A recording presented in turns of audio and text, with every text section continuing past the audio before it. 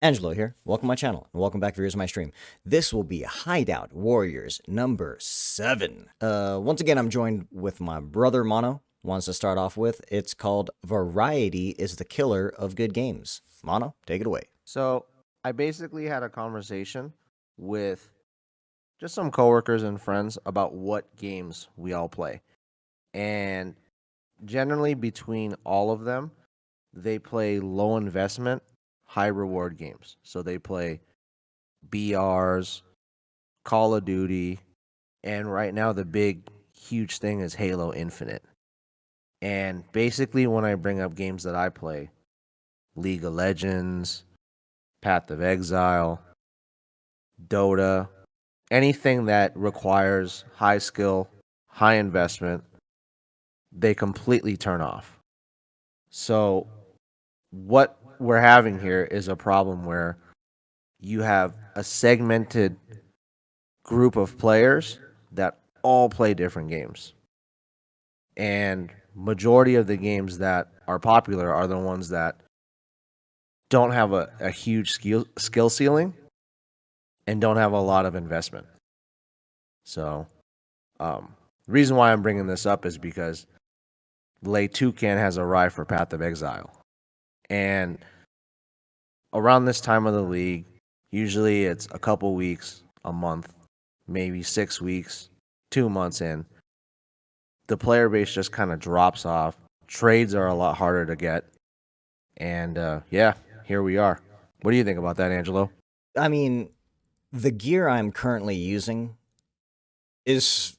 I was like, okay, let me see if I can find me something. Now, this league specifically in Path of Exile, you can get 6 links. Like, all the last 3 leagues I've played, I think it's been 3 leagues, Ritual, Ultimatum, and Expedition, it is a pain in the ass to even try and get a 6 link. That's like Exalts plus. But this league, I was able to find some for 10 chaos, 15 chaos, 30 chaos, 45 chaos, and I think the one I'm currently using right now, which gives me plus 156 max life, I got that for like 60 chaos. Something like that would be fucking blah, like good number of exalts any league before. But I think because of the new Scourge mechanic, which allows you to gain more sockets and also gain more links to the biggest numbered sockets, is it's a game changer. Now, of course, everything's corrupted, but now we also have corrupted currency, which is a good and bad because now you have new currency that you have to deal with. But at the same time, now corrupting something isn't just a death sentence, instant death sentence. But it's weird to say because yeah, I is it boredom? I always wondered that too because I never understood why people just eventually just like, okay, it's been a week or two, I'm done. Now I don't know if it's because they're just gonna go to another game, like you said. That brings us back to the whole thing. Variety is king, but it's king of small doses, and it basically almost forces you, if not, it programs you. It's the same thing that I went through. Mono used to always talk about the schedule. And he would always say something along the schedule, like back when you would play console games, like the summer, I believe, is when all the good games come out. But then winter time, it's kind of like, or fall is whatever. Winter time is like whatever, and then like spring, summer, oh, it's on, and then it's so on, so or something like that. I forgot exactly. Mono could probably elaborate a little bit better on that one, but yeah, like what can hold people's attention spans? What can make people, I don't know, want to play things? But it's or how do you get people to not instantly jump ship to something? It's like, ooh, something shiny over here. I mean, are we just a generation of gamers who have full blown ADHD and we see something shiny? It's like, ooh, that's shiny, or ooh, piece of candy, and it's like we're off to the races. What do you think about that, Mono? Well, what's going to happen is this. I I hate to put everything in the hands of content creators, but content creators are really important when it comes to the popularity of a video game. And like let's say no one played Among Us. Like no big content creators played Among Us. They didn't get millions of views. It wouldn't have had the traction that it had. But then you're also getting into like bad territory there because then are you paying shills? Are you is your product not good enough for the general populace to play? So it there's a lot of questions there. And then it's like what if the games that we like playing are not the games that the general populace enjoys playing? What if people just want to log in, play an hour or two of deathmatch, capture the flag, battle royale, and that's all people want to do? Maybe no one wants to deep dive into games anymore. If that's the case, that's sad. Because I feel, and again, I think I've said this in multiple Hideout Warrior podcasts we've done. I think social media has overall killed any individualism people had. I mean, yes, it's a great tool, but people don't use it as a tool. People use it as their life. So, like, if you ask any kid nowadays and you ask them, like, oh, are you on, Facebook, Twitter, Instagram, TikTok, whatever? And a lot of them will just tell you, like, yeah. And it's like the other big thing you ask them is like, hey, and or they'll tell you some problems like, oh, I'm looking at this, I'm talking to this person, or oh, this is bugging me, this is pissing me off, and it's like, delete that shit, uninstall that from your phone right now. It causes them so much grief and anger, but then in the end, they're just like, I can't. And you can. And before that, people to get away from the problems or things that bugged them, they wouldn't go back to the problems and shit that bugged them. Instead, they would go to video games.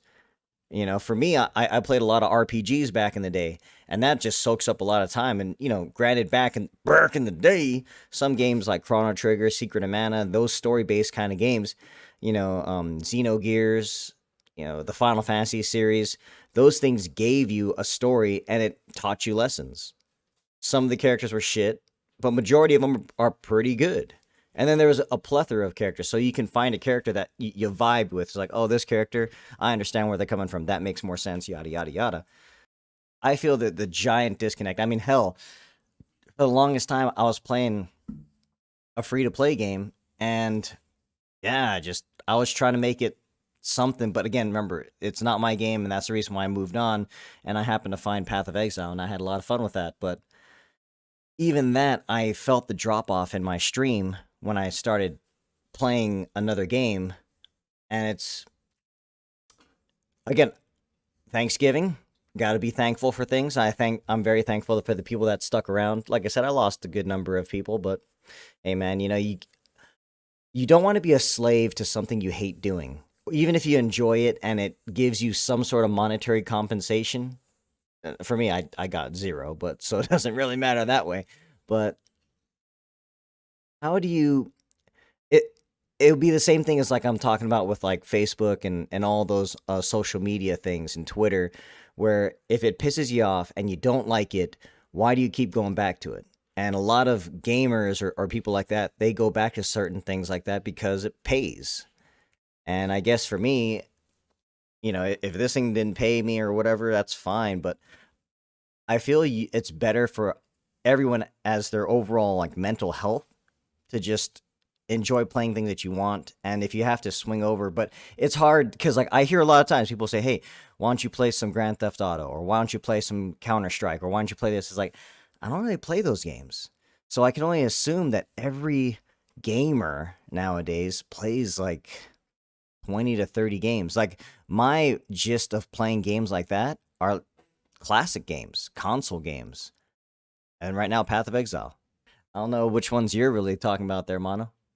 So pretty much it's Path of Exile. And if I don't have the time to really like do 10 to 20 maps, I'll play some TFT.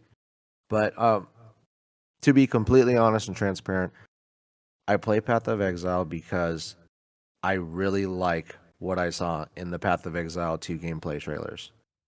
So I like the skills, I like the boss fights, the new gem system, all of that. And the big reason why I brought up this topic is, where do we go if Path of Exile 2 is the same dance? Where after the first few weeks of the league, it just drops off. And it is the current, um, I guess, gear system, like how it's pretty easy to get 6 links, how you can juice your own maps through Scourge, and you don't have to juice tier 16 maps. You can juice white maps, and you'll have the same amount of Scourge monsters. You'll have great rewards. Like, obviously, if you do a T16 map, you're going to get great rewards in it. But if you have a scuffed character and you're just scourging tier 1 to 4 maps, you're going to get good rewards in it. So is this the future of Path of Exile? Less focus on PoE trade, more focus on kind of playing the game your own way without the dependence of, I mean, I hate to say it this way, but kind of a difficult to interact with trade system. Now, if you're bringing up the trade system, I know recently, if people have ever seen or played the PlayStation 4 or Xbox version, the console versions where you play on a controller, that's a whole nother trade system. And I feel that's probably better because you can actually click on whatever thing you're going to sell.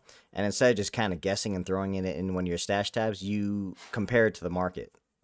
And that's an amazing system. And you can like post it right on there. And maybe Path of Exile on the PC can use something like that. But again, it's strange. And I don't know how to keep people. Like, don't get me wrong, everybody, once a new league comes out, everybody jumps on that new league. Even if they hate the game, supposedly, or they're playing another game or playing another action RPG or playing FPS, they always come back for league start. And here's my problem, too. I get it if you've already run through the game, you already have your league start character. I respect those who plan it out. But if you plan so far ahead, and then let's say that it doesn't go to plan because new mechanics, knew this, knew that, and at the end of the game, since it didn't go your way exactly as you envisioned, now you hate the game. And now you're like, all right, I'm at the end. I got like 100 chaos. I bought all the gear I needed, but I hate everything about this character, and I've died like over 300 times getting here. Is that the reason why people hate the game? And then just drop off after the first week or two? If anything, they should really put their shit and sell there because they have some good gear. I'm not gonna lie, that's when I get like some of the best gear. If I'm able to come up with some good currency within the first week or two, dude, I'm in. I get like the best shit, and then after week 2, week 3, you kind of can. Week 4, oh shit, and then week 5, then you're just kind of like, fuck, man, there's no one here. I mean, there's some people here, the hardcores, but the amount of goodies that you could have gotten has changed. I don't know. Mono, your thought? So, so we talked about a long time ago if there'd be a way to implement standard. So, and I mean like standard, like the part of the game no one plays. And what we had talked about was, after the first month, hell, how about this? After all the achievements are done, standard players are unlocked. And they can go in and use their busted, crazy characters in the new league. But the caveat to that is those characters cannot accomplish any challenges. And at the same time, obviously, you can't have these busted standard characters jumping in and getting all the first time achievements. So basically, it would be like you'd have to lock them out of Delve because Delve is just insane when it comes to the achievements. And then basically they would not be able to be qualified to get any of the gold achievements. Like first person to kill Sears, first person to kill this, first person to kill that. And then they'd have to be unlocked after a certain amount of time, probably after the first month.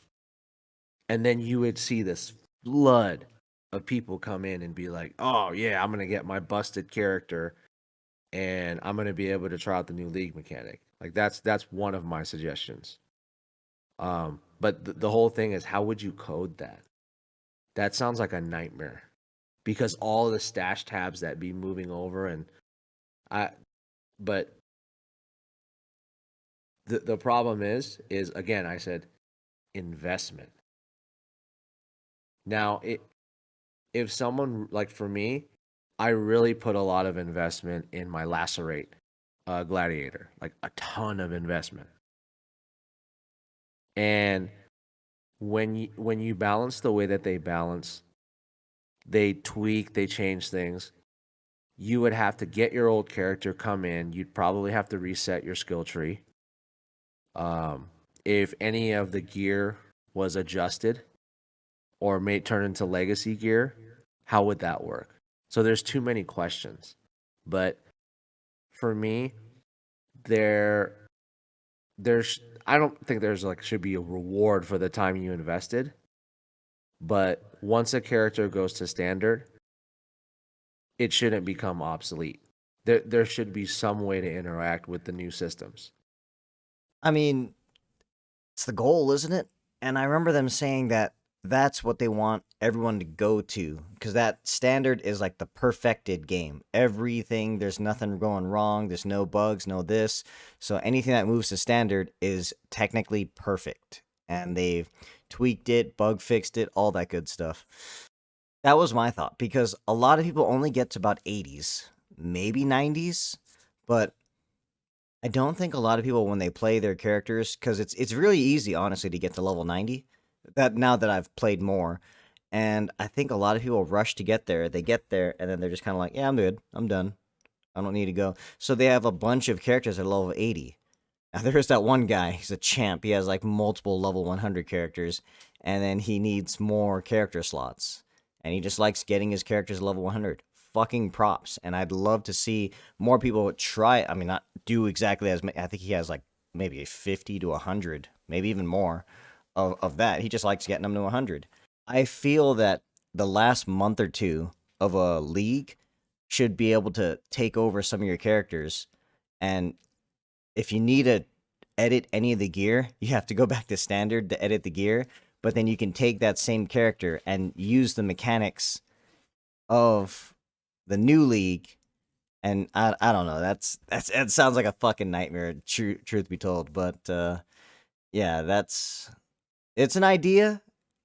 I do know it's Path of Exile 2. We're waiting on Path of Exile 2. I'm really interested. Like I thought Path of Exile 2 would be out already.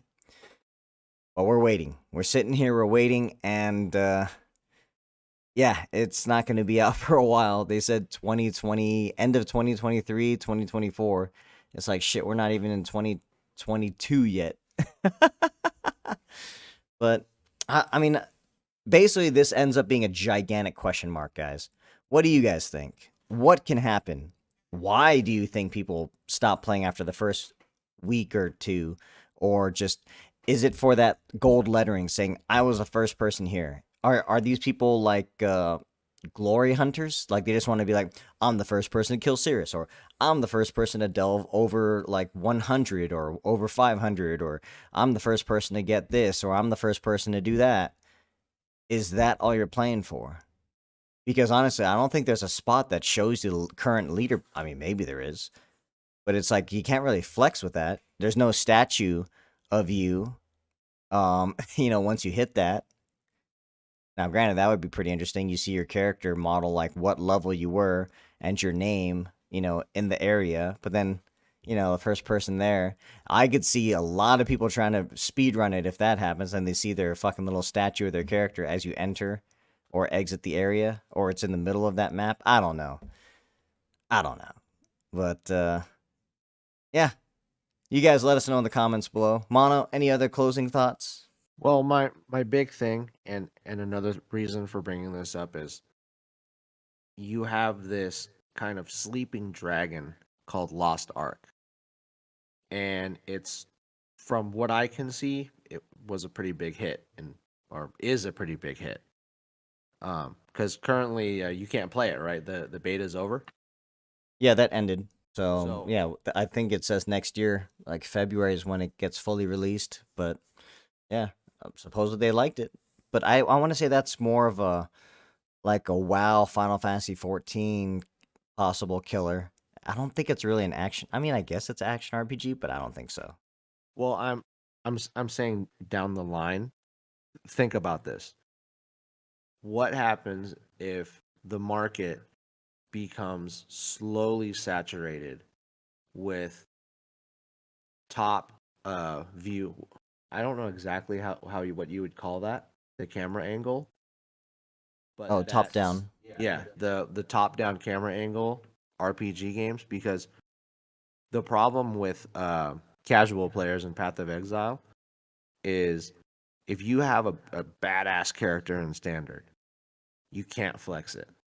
Yet in an MMORPG, you keep that character forever, and you bring it from patch to patch, and then you have to either change your gear or adjust your character through the nerfs or possibly reroll another character.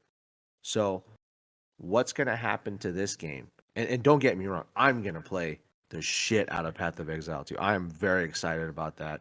Being able to have a myriad of skills to use, not being locked based on your the sockets on your gear, not having to fucking do all the jewelers orbs, the fusings, the chromas, all that. That's going to be great. But by the time 2023 rolls around, what if there are 4 or 5 different lost arcs? What then? Is it just going to be us? Is it just going to be the ARPG people who play Diablo 1, Diablo 2? Like, how are they going to get new players? Because the thing about an MMO is it doesn't reset every 3 months. You keep your character. They raise the level cap. They have new dungeons, new raids. Shit. I couldn't tell you. Again, that's in a way it's exciting, but it's also scary because now what are they going to do to constantly update the game? They did a great job because, like I said, every time they release a new league, everybody comes back. Doesn't matter what they're playing or what they're doing, everybody comes back. They fixed all the problems of the launch. They got rid of the supposed streamer queue that a lot of people were pissed off about. The question is, what are they going to do from here on out? I mean, they are changing the end game 3.17, but I'm just interested to see what they're going to do.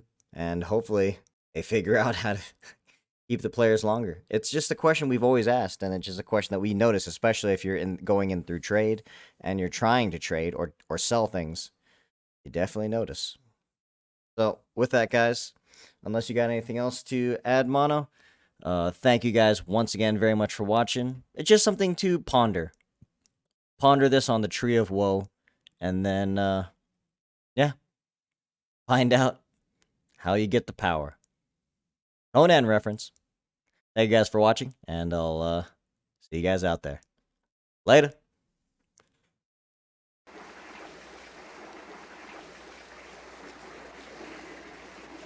Contemplate this on the tree of woe.